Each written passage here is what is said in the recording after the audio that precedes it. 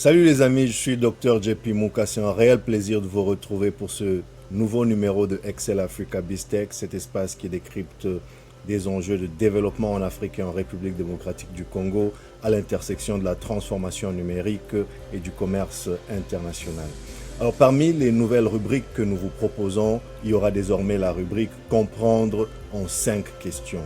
Et en ce numéro, nous tenterons de comprendre la notion de port en eau profonde, le tout en 5 questions et en une dizaine de minutes. C'est donc parti les amis, mais n'oubliez pas, abonnez-vous, partagez cette vidéo, faites-nous parvenir vos commentaires et ensemble essayons de faire grandir cette chaîne. Alors c'est donc quoi un port en eau profonde? Mais avant de comprendre la notion de port en eau profonde, essayons déjà de comprendre c'est quoi un port tout court. Un port, c'est une infrastructure construite par l'homme en bordure d'un océan, un lac, un fleuve, une mer, bref, en bordure d'une voie maritime. Mais il existe aussi des ports complètement déconnectés des voies maritimes, servant principalement de zones de stockage ou de relais vers des voies maritimes. On parle alors d'un port sec. Selon les types de bateaux accueillis, les activités qui s'y déroulent aussi, on peut parler de ports de commerce où l'on trouve notamment paquebots, ferries, navires cargo contenant de grandes quantités de marchandises, ou encore de ports de pêche où l'on retrouve des chalutiers, c'est-à-dire des bateaux de pêche, surtout orientés vers la vente de produits de la pêche, poissons et autres. Mais à part ça, on retrouve aussi des ports de plaisance pour les petits bateaux à voile, à moteur, souvent, comme je dis, donc de petite taille pour la villégiature, c'est-à-dire pour se détendre. Et il y a aussi les ports militaires, communément appelés bases navales, souvent interdits au public pour des raisons de sécurité.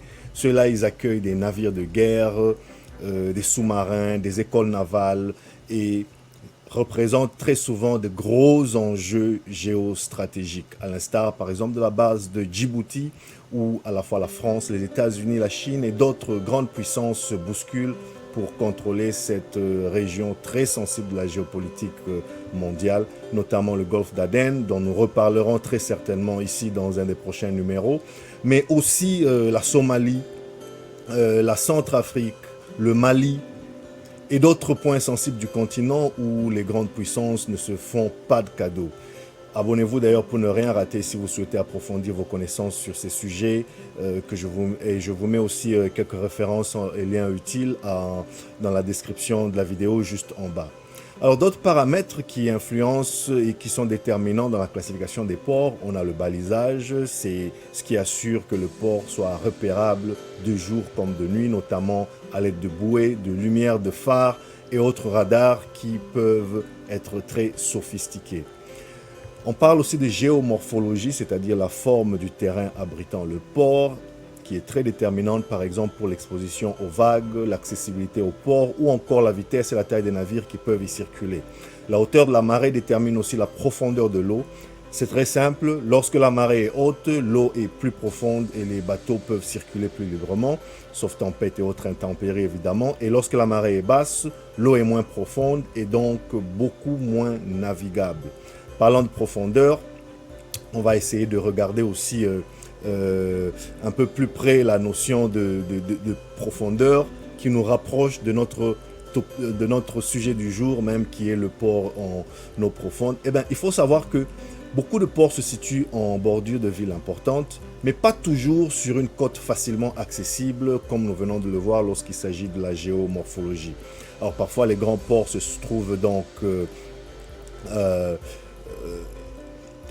les grands ports, vous les retrouvez parfois donc, assez loin de la côte, hein, plus loin de l'océan, où l'eau est moins accessible pour les grands navires et à cause des faibles tirants d'eau notamment, parce que le fleuve n'est tout simplement pas navigable. D'où parfois la nécessité de construire des infrastructures portuaires un peu avant sur la côte, là où l'eau est plus profonde et donc la circulation des navires peut être mieux assurée. C'est par exemple le cas en RDC du port de Matadi. À ce stade, posons-nous la question, à quoi sert un port en eau profonde? Alors, Les ports en eau profonde sont aussi parfois appelés les avant-ports, car au départ, ils étaient de simples annexes servant à charger et à décharger les gros navires qui pénétraient difficilement dans le port principal situé plus au fond de l'estuaire. L'estuaire, c'est cette zone de transition entre les eaux douces de la rivière et les eaux plus salées des océans. Mais avec les progrès de la modernité, ces avant-ports, ces zones de chargement et déchargement se sont développées pour devenir d'importantes infrastructures à part entière. Posons-nous aussi la question de savoir, est-ce qu'il y a quelques exemples de grands ports à travers le monde qu'on peut citer ici à titre d'illustration? Retenez que les classements mondiaux des grands ports se font principalement en fonction du volume annuel de marchandises qui y transitent par an, souvent mesuré en tonnes. Oui, je disais souvent mesuré en tonnes, mais la mesure la plus universelle demeure quand même l'EVP, de l'anglais, c'est équivalent 20 pieds, EVP ou en anglais, en EVP ou en anglais TFE, 20 Foot Equivalent, on parle parfois de TEU, 20 Foot Equivalent Unit, qui est nul autre qu'une unité standard basée sur un conteneur d'une longueur de 20 pieds. Vous pouvez voir les dimensions, c'est à peu près 6 mètres de long, 2 mètres et demi de large, 2 mètres et demi de haut. Et à quelques variations près, selon les années, selon le mode de classement, on retrouve sensiblement les mêmes en tête des classements mondiaux depuis plusieurs années. Ningbo, Shushan, Shanghai, Guangzhou, Singapour, Rotterdam, classement, vous l'aurez constaté, outrageusement dominé par des ports chinois, même si de temps en temps, on retrouve quand même quelques incursions de ports qui ne sont pas chinois, notamment le port de Singapour ou encore le port de Busan en Corée du Sud ou le Port Hedland en Australie ou encore Jebel Ali à Dubaï et Rotterdam aux Pays-Bas. Alors, ce classement, est-ce qu'il concerne aussi l'Afrique? Oui, évidemment, on peut regarder quelques grands ports au niveau de l'Afrique qui varient aussi selon le mode de calcul, selon l'année, mais inévitablement, on retrouve dans le top 10 Tanger Med au Maroc, Port Saïd en Égypte, Durban en Afrique du Sud, Cape Town en Afrique du Sud, Abidjan en Côte d'Ivoire, Apapa au Nigeria, ou encore Djibouti pour ne citer que ceux-là. Évidemment que la dite liste est non exhaustive, c'est-à-dire qu'elle en oublie certainement d'autres. Mais un peu plus bas dans le top 20, voire dans le top 30, vous retrouvez Luanda en Angola, Pointe-Noire au Congo-Brazza ou encore Matadi en République démocratique du Congo. Mais parlant de Matadi, il faut se rappeler que Matadi n'est pas à strictement parler un port en eau profonde, notamment en raison de son emplacement, non pas à l'embouchure du fleuve, là où les tirants d'eau sont plus profonds, mais beaucoup plus en amont du fleuve, là où l'accès aux grands navires reste beaucoup plus compliqué. D'où, par exemple, en RDC, le projet de construction de ports en eau profonde de Banana sur le littoral atlantique. Posons-nous la question de savoir combien coûte un port en eau profonde. Alors soyons clairs les amis, les ports sont en général des infrastructures très onéreuses, c'est-à-dire qui coûtent excessivement cher. Pour les ports en eau profonde de Banana par exemple, les coûts et des travaux sont estimés à plus de 1 milliard de dollars et ce ne sont là que des estimations qui ne prennent pas en compte l'inflation et d'autres incertitudes dans les chaînes d'approvisionnement mondiaux causées notamment par la crise de la Covid-19.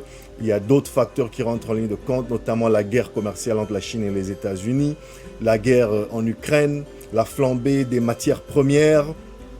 Et donc, ajoutez tout ça et vous êtes sûr de tomber à des coûts réels bien plus élevés que les estimations actuellement disponibles. Mais qu'à cela ne tienne, vous savez, en gestion de projet, souvent les grands projets sont découpés en projets beaucoup plus faciles à gérer. Et donc, par exemple, dans un projet de cette ampleur, on peut par exemple avoir une phase qui consiste essentiellement à racheter les terres dont l'État a besoin pour la construction du port. Il faudra donc approcher les propriétaires actuels de ces terres, leur faire une offre. On parle ainsi d'expropriation avec compensation. Mais il pourrait aussi s'agir d'autres phases telles que la construction des quais, c'est-à-dire ces plateformes au bord de l'eau servant de zone de chargement et de déchargement des bateaux. Il peut aussi s'agir de construction des entrepôts pour conserver en toute sécurité les marchandises avant qu'elles ne soient dispatchées vers leur destination finale. Enfin, ajoutons pour conclure qu'en Afrique et dans plusieurs pays en développement, les financements et l'expertise technique que requièrent de si grands ports rendent les travaux difficilement réalisables par les États ou d'autres acteurs économiques locaux, tout simplement parce qu'il manque très souvent l'argent, les financements et le savoir-faire nécessaires localement. D'où vous voyez par exemple de nombreux projets de concession et d'autres partenariats publics-privés à travers lesquels les opérateurs privés préfinancent et assurent l'expertise technique en contrepartie d'une importante somme de recettes sur plusieurs années. Mais ça, c'est sur papier car dans la vraie vie, c'est infiniment plus compliqué. Et des questions très épineuses peuvent apparaître. Est-ce par exemple acceptable qu'en contrepartie de son expertise, la société concessionnaire s'arroge pendant plusieurs années la part du lion allant jusqu'à 70% des parts ou des revenus, des recettes du projet, laissant uniquement quelques miettes, à savoir 30% aux États et à leurs citoyens? Quid des droits des riverains? Est-ce qu'ils sont compensés à leur juste valeur ou ils sont carrément spoliés? Et les modes de passation de marché alors? Sont-ils transparents sur base d'appels d'offres compétitifs ou plutôt enrobés dans d'opaques marchés gré à gré comme il est souvent question en Afrique? Eh bien, nous reviendrons certainement sur le sujet dans un des prochains numéros, probablement dans le cadre d'un de mes partis pris congolais, pour jeter un regard critique, notamment sur l'état des travaux du port en eau profonde de Banane. En attendant, pour ne rien rater, abonnez-vous. N'oubliez pas de consulter la multitude des liens et références que je vous ai mis en description juste en bas de cette vidéo. Et ensemble, essayons un tant soit peu d'éclairer les masses, les informer du progrès, les outiller pour la concurrence. Moi, je vous retrouve très bientôt et en attendant, prenez soin de vous et des vôtres. Chap chap.